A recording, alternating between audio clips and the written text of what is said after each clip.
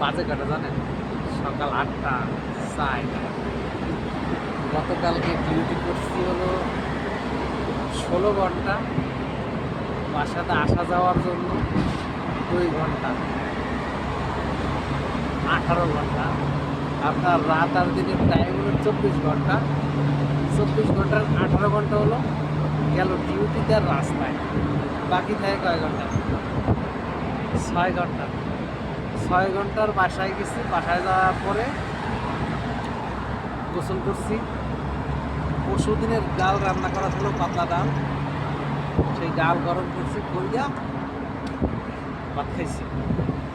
ভাত ছিল, ভাতও পরশু দিনের ছিল। হ্যাঁ, পরশু দিনের ভাত ছিল।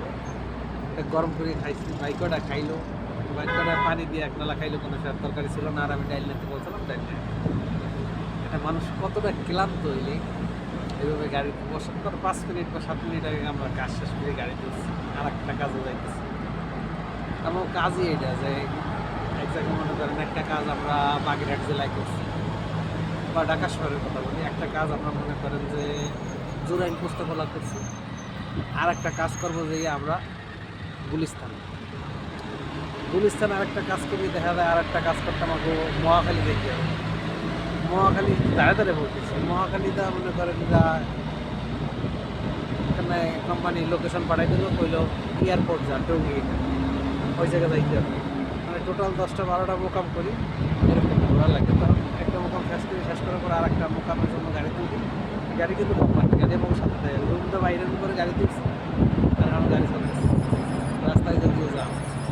এই কথাগুলো কেন বললাম? করা গম্ভীর ব্যাপার। যদিও আমি তার থেকে কম ঘুমাইছি। আমি ঘুমাইছি হলো কালকে রাত্রে 10টা বাজে, রাত 10টায়।